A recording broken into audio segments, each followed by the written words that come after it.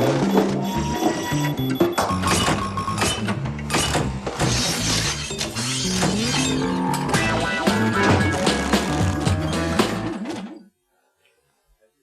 Michael Landon, and I've got a secret. From Hollywood, the show that reveals all, I've Got a Secret. And now let's meet the star of I've Got a Secret, Steve Allen.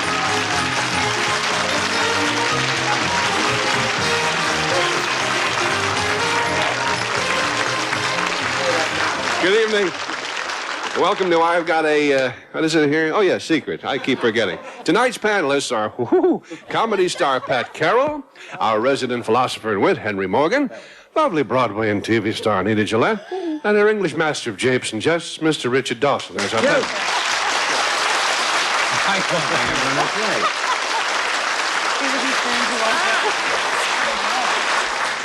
And now let's meet this evening's first contestant.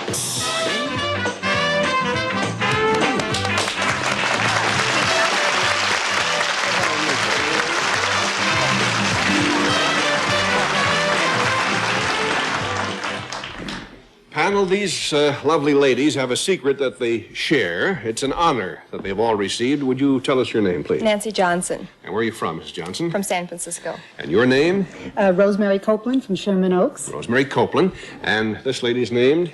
Ruth Schauble from Broomwell, Pennsylvania. All right. Now, Mrs. Johnson, if you'll whisper your secret to me, we'll let the audience know what it is. Uh-huh. Very good. And Mrs. Copeland? Uh-huh. And Mrs. Schauble. All right.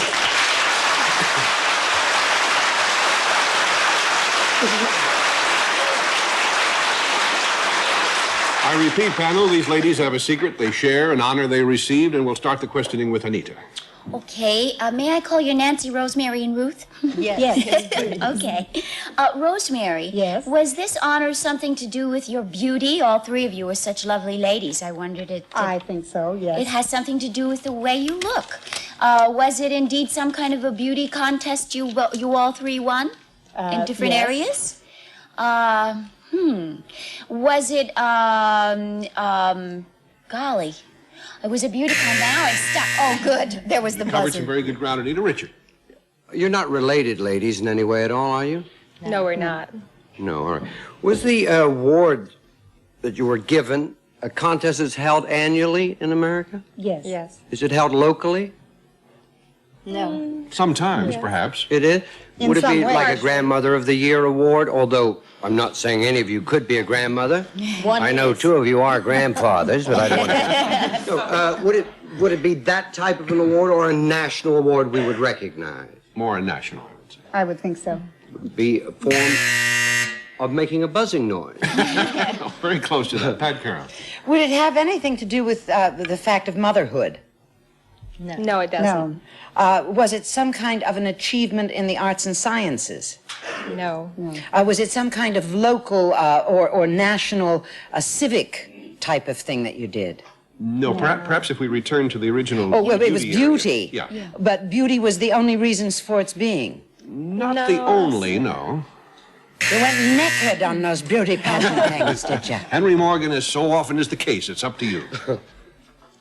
I was wondering, you're in, I have to say this very cautiously, but you are apparently in different age groups. Mm-hmm.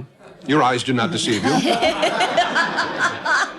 I would say, from 18 to 24, something like that. You're right. Right. Now, do you each have a title? Yes. Yes. Yeah. Is it most beautiful blank, and I'm looking for that word? No, it isn't. Not specifically in that way, no. You were so close to Mother, it. The secret is that grandmother, and each was a Miss America.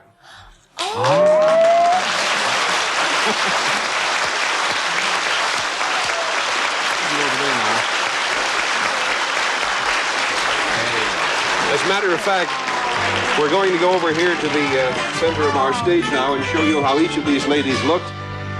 This is the first, of course, here. Mrs. Johnson's maiden name was Nancy Fleming. She was the winner in 1961. And here she is when she was crowned. And Mrs. Copeland, then known as actress Rosemary LaPlanche, was the 1941 winner, panel. There you see both sides of the story. And Mrs. Schauble, who was then Miss Ruth Malcolmson, was the winner in 1924.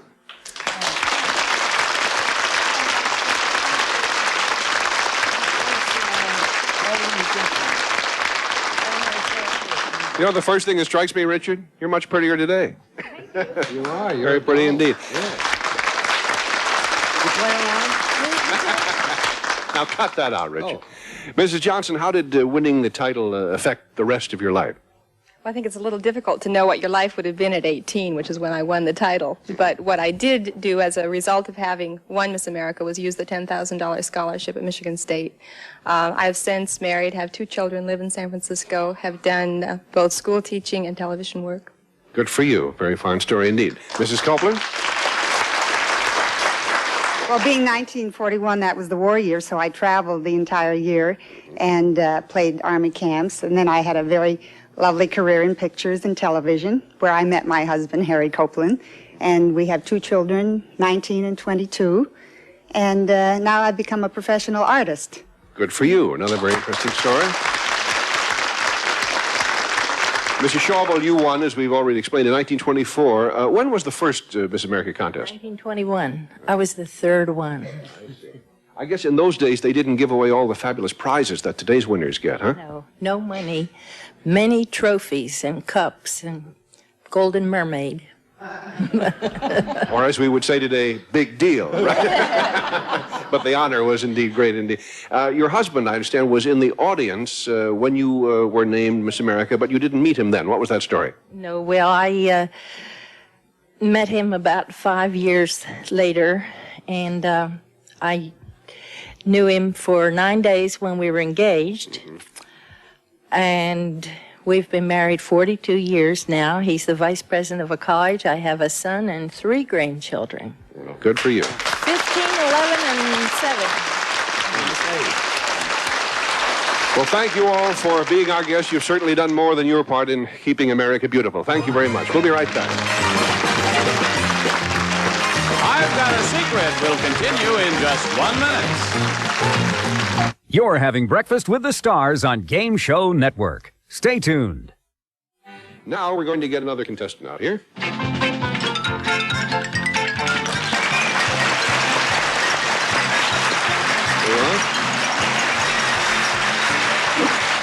Would you tell the panel your name, please? Carla Christensen from San Anselmo, California. San Anselmo. Panel, this young lady is a collector of things that are invisible, believe it or not. If you'll whisper your secret to me, Miss Christensen, we'll let the audience know what it is.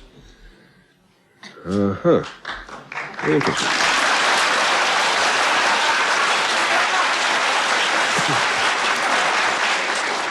I'm tempted to ask you if you're here on business or pleasure this evening, but I won't bother about that at the moment. Her secret concerns the something invisible that she collects. We'll start the questioning with Henry.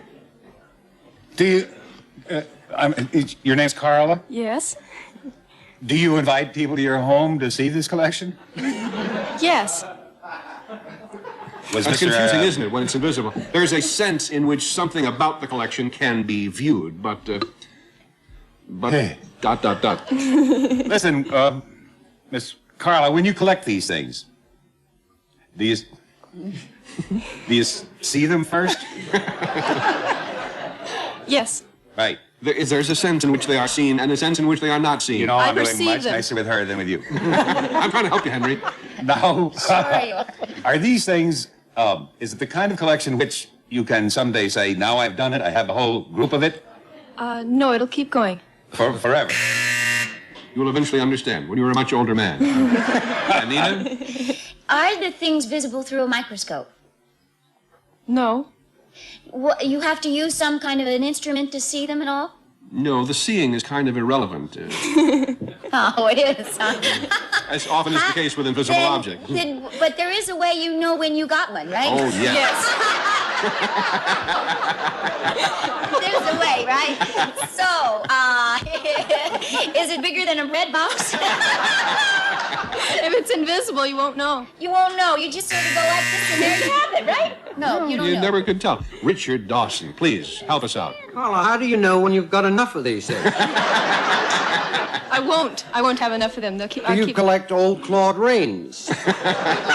You see, you're too young, but he played the Invisible Man, and I thought you might collect That's him. why I laughed and she didn't. That's why I explained it to her and not to you. My love, is this something that I could collect? Yes. Would it be something I could find in my home? Yes. Well, don't brush them on me. I rest my case. Carol. Carla, you used the word perceive. Does this collection have to do with anything in the spiritualistic world? Are you a collector of poltergeists? No. Do you do any medium work at all? No. The things that you see that are invisible, other people can see them? Perceive them. Yes. Perceive them, but not see them. Yes, there are various ways to sense things without the use of the eyeball. Is it something you feel? Name to. Is it something you feel? No. Is it something you smell? Yes. Do you collect smells? Yes. Yes. Oh, good. That's marvelous. She is literally in She's the... known as the Queen of Stench. Come on. She's in the smelling business. They're called aromas. Aroma. Mea culpa, Carla. Now, how do you collect a smell, if we could be very basic, if I'm not being too nosy? In other words. Most of them are steam distilled from the plant, from strawberries or magnolias. Steam distilled. Steam distilled. That means we heat them up with high pressure, and the oil, which is what I collect, evaporates out. Do you do And anything else in your silk, Carla? Do I do it? We have some samples, I understand, here of some of the more exotic fragrances, and if Johnny Olson brings them out, we'll share them with the panel. Oh, I can't see them now. Would you tell us first, what are some of the more unusual fragrances you might have? Oh, frankincense and myrrh. Are they back together again? And what else? Oh, there's something called mugwort that smells really bad. You collect a deliberately bad smell? Yes, it's Why? interesting. What was it called again? Mugwort. It's otherwise known as wormwood. Oh, it Like goes bitter with gall gall. and wormwood. Wormwood and gall. Do you sell these things commercially, Carly? Yes. The Listen, we're a little bit late. Panel, would you grab take a shot there? And it's not identified. We just want you to go a little snifferoo and then pass it over to Anita, Richard. Do it I from know what 6 that one inches is. below. Yeah, not too close. 'cause 6 it's- inches? Yeah, let excuse it me. drift up. I'll just blow that out. What do you think that you... no, Henry will give you another one in just a moment. Oh. What do you think you smell? That's a past tense of smell. A spearmint. Spearmint? What do you think it is, Anita? Some kind of peppermint or spearmint. What is it? Spearmint. Right. Spearmint. Always sticking my nose in something. Henry, what do you think that is? And after you It's a determine... jar. That's all I know. So What do you think it is, Henry? And Pat, you take a whiff of it.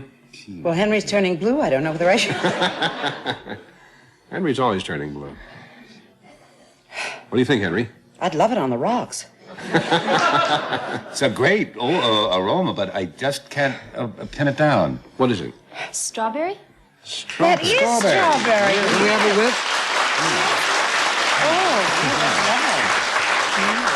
Well, I think tonight may have been the that's strawberry. start of smell-o-vision if we are looking for any kind of a new medium, and I can see nobody's that interested. But thank you very much, Miss Christensen, and we will keep smelling for you. Thank you very much. We'll be back with our guest star, Michael Landon, right after these messages. Prize! P-R-I-Z-E! Yeah, just as I suspected. It's another case of lingo. You know, I haven't seen an epidemic this bad since Bob Eubank's evil twin released the whoopee virus in '72. Well, we're gonna have to call in a specialist. This could get hairy. Harry! H-A-R-R-Y! Lingo, the new word game hosted by Chuck Woolery. It's contagious. Weeknights at 7:30 only on Game Show Network. Hello! Hello, H-E-L... Every Tuesday night, hang out with the Squares, Hollywood Squares. Now, Tuesday is more than just a word that ends in Y. Join Peter Marshall as he hosts Squares Tuesday. Tuesday night from 8 to 10 Eastern only on Game Show Network. Let's welcome tonight's guest star for one of the most popular shows in television history, Bonanza. Here is Michael Landon.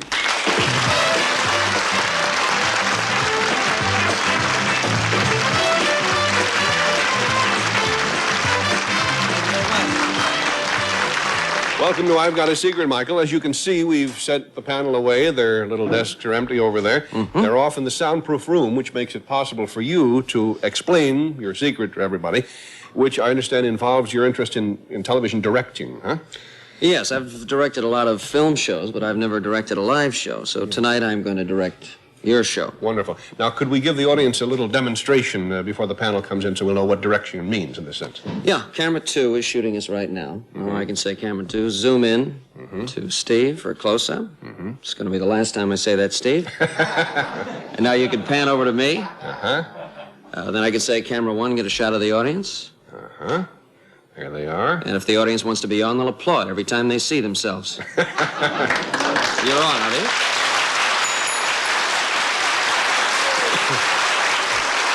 All right. If I want a wide shot of the panel, I can say camera 3. And we've got the panel. There's the panel, all right. Well, now, how will you keep the panel, when they do come back, from hearing what you're doing? It's very secretive, Steve. You know, Kay.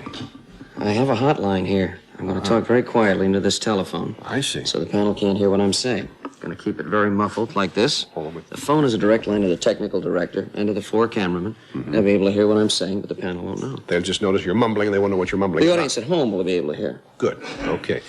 Well, so your secret is then that you will actually be directing our show, controlling all the cameras while the panel is asking you questions. In that case... An extra check, too, I understand. Yes. And I think on that note, Johnny, we can let the panel out of their soundproof room, because there's no air in there either, ladies and gentlemen, and they get panicky after a minute.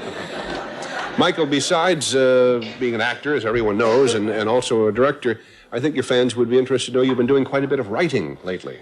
Yes, I've gotten off of that, though. I've been collecting something I've always wanted to collect, ranch smells. I've been...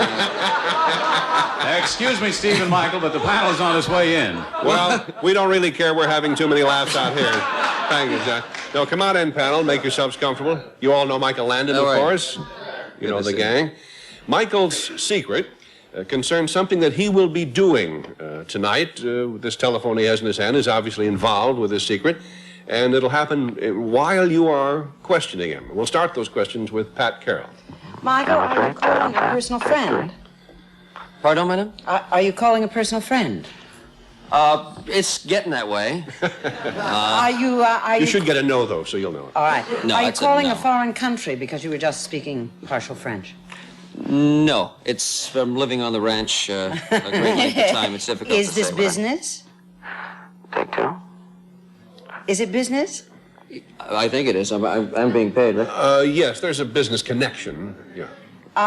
Is it some kind of lottery call or something that you can put in a new phone in your bet thing? Michael, are you still alive? Hey, guys.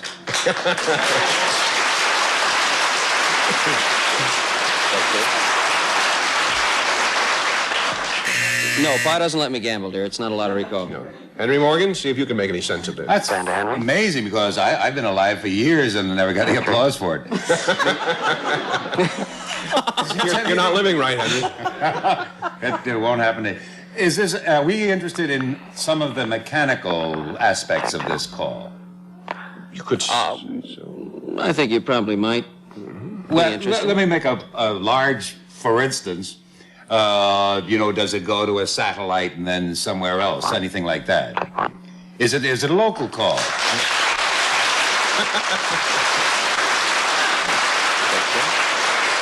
Is that because he's breathing? No, it's not a local call. In that sense. There's another sense in which it is a local call. Yes. Nonsense. Now cut that out. Okay, Anita. You're trying to get your answering service, right? No, I'm No. not. The audience is participating in this. Is that correct? In a loose sense. Is it every time we mention a word?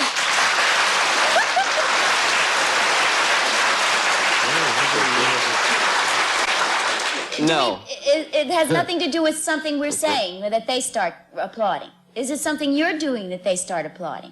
Is it time elapse? Is it like every second or every? I mean, Well, you haven't given me a... You might have been right during this period.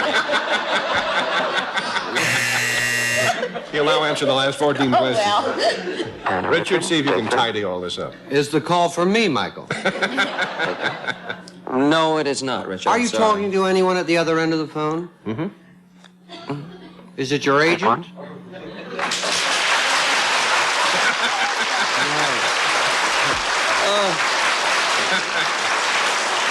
No, it's not my agent. Is it? Are we trying to guess to whom he's calling or what's happening while he's calling? Both. If you knew to whom he was speaking, you would have the secret. Oh, well, I don't wish to be that nosy, so... let me... Is it... Full shot of the panel. Are you making an obscene phone call? No. Yes, you're right. Steve. It's my dime. Yes, Pat. Carol, she thinks she has an idea. Is he talking to the producer? Well, yes. He's actually talking to the whole crew in the control room. He's been directing the show for the last few minutes. Take one. Take one. And the reason the audience applauded is every time Michael said take one, he was taking a picture of them and they were thrilled to death to be on camera. That was all. But I there never was. saw Michael talking. Well, he's very close-mouthed. No, he was going like that, so you wouldn't hear him. See, if you'd heard him say take two, you would have known what he was doing. You're very sneaky, Michael. I know that. That's wonderful. Have you ever done, you said you'd never done this kind of thing before with the tape cameras and the live cameras, but I think you're very good at it. You have a quick mind. I think you ought to stick with that. Well, I'm going to be with you tomorrow. That's the word around the studio so far. Okay. Only kidding, guy. Michael Landon, thank you so much for joining us. Terrific.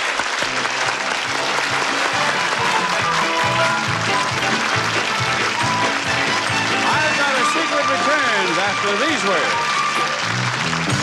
Speak, guess, argot, slang, lingo. Lingo. Redefining words, Daddy-O. Shuffle that deck, because Jim Perry is ready to deal out some cash on Card Sharks, and when that's done, get ready for Win, Lose, or Draw, followed by Family Feud. Have Breakfast with the Stars again tomorrow morning, starting at 9 Eastern on Game Show Network. I came over here to say goodnight to the panel because we're out of time. I thought you might be interested to see what our little friends do in the way of doodles. Can we have a close shot of that?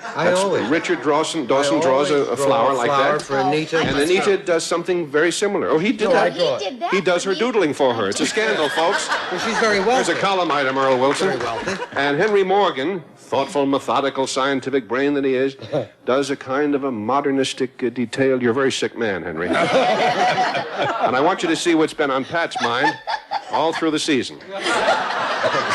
Pat, you ought to be ashamed of yourself. Thank you very much, panel. See you next week. Thank you.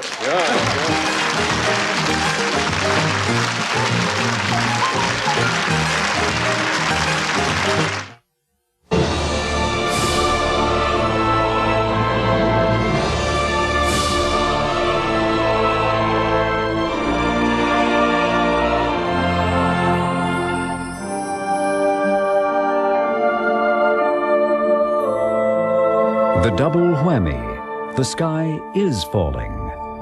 Whammy, the all-new Press Your Luck. Tonight at 10 p.m. Eastern and Pacific, only on Game Show Network.